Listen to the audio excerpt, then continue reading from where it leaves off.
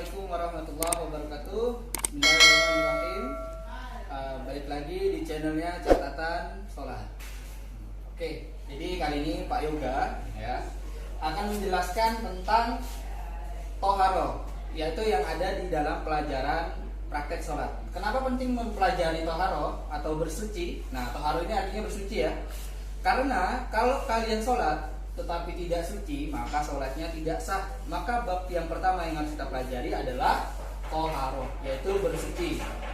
Nah, toharo ini terbagi menjadi 3 untuk mempermudah kita mempelajari definisi dari toharo tadi, yaitu bersuci. Pertama, jika kita ingin suci, kita harus suci dari pertama hadas, yang kedua najis.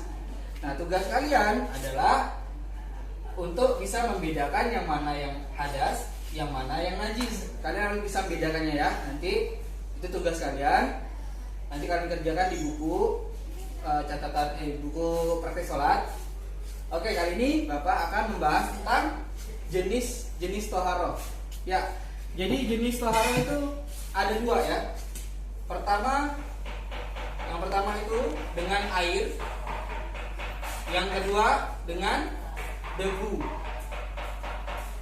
Nah, dengan air sendiri itu terbagi menjadi 2, yaitu pertama wudhu,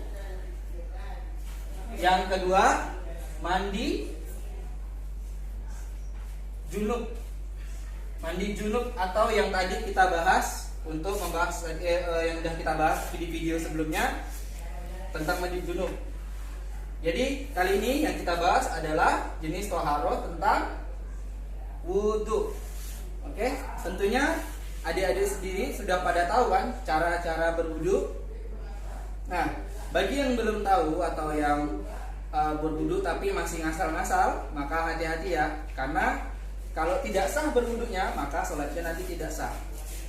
Oke, yang pertama cara berwudhu yang pertama adalah 1, kalian harus berniat.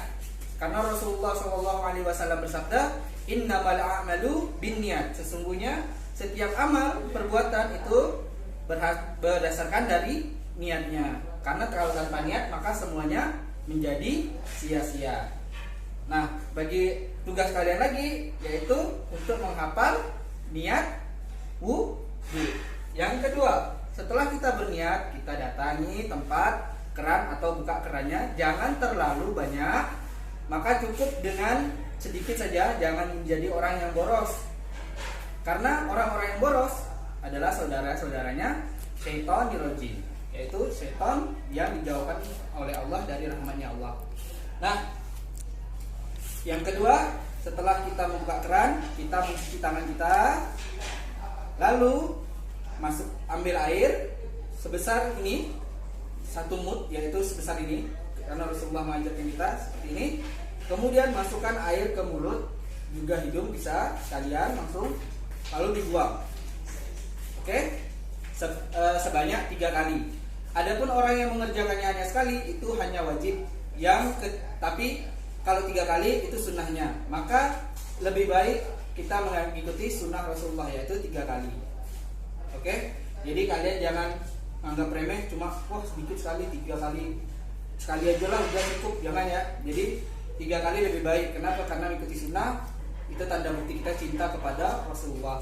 Terus yang kedua, membasuh muka. Nah, ini kebanyakan kesalahan pada orang berwudu, yaitu ketika mereka berwudu hanya sebagian sini aja nih. Padahal kalau muka itu mereka itu dari sini sampai sini nih. Nah, ini membasuh muka. Termasuk pada perempuan juga. Jadi dari sini sampai ke sini ya. Nah, ini juga kena nih sampai sini nih.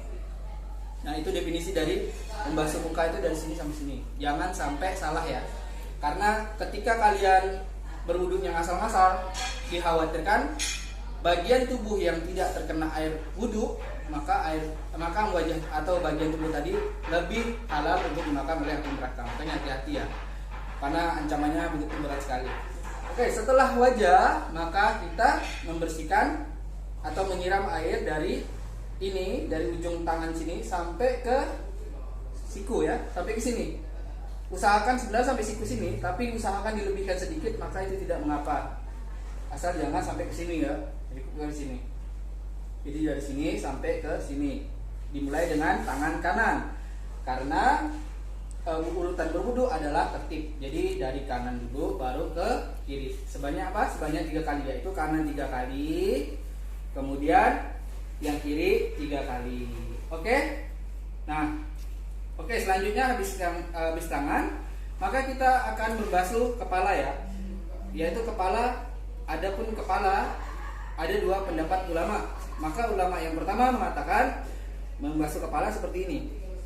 Hanya segini.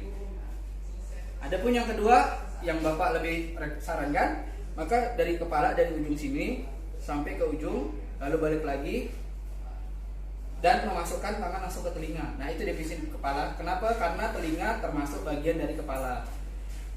Nah, nanti akan dibahas lebih lanjut di video selanjutnya, insya Allah. Tadi ada yang mendapat ulama tadi, yang pertama yang pakai gini, kemudian yang pakai gini.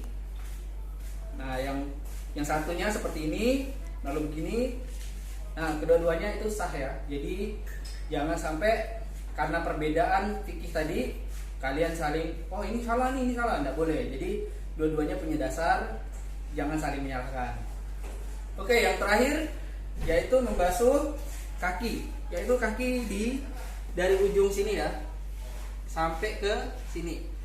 Jangan sampai yang kebanyakan kesalahan orang ketika mereka membasuh kaki, tumit mereka ini tidak terkena air. Maka kalian perhatikan orang-orang tersebut, hati-hati. Kenapa? Karena yang tadi Bapak bilang bagian tubuh yang tidak terkena air wudu, maka itu tempatnya di neraka. Maka hati-hati ya. Jadi kalau berwudu pun kita harus hati-hati. Dan kaki kita basuh 3 kali, yang kanan, kemudian yang kiri 3 kali. Oke? Jadi setelah itu kalian jangan lupa membaca doa sesudah wudu, yang tentunya kalian sudah hafal ya. Oke, sekian dulu video dari saya. Mudah-mudahan di lain waktu ada bertemu lagi kita di video selanjutnya. Allahumma wa bihamdika asyhadu an la ilaha illa anta astaghfiruka wa atubu ilaik. Assalamualaikum warahmatullahi wabarakatuh.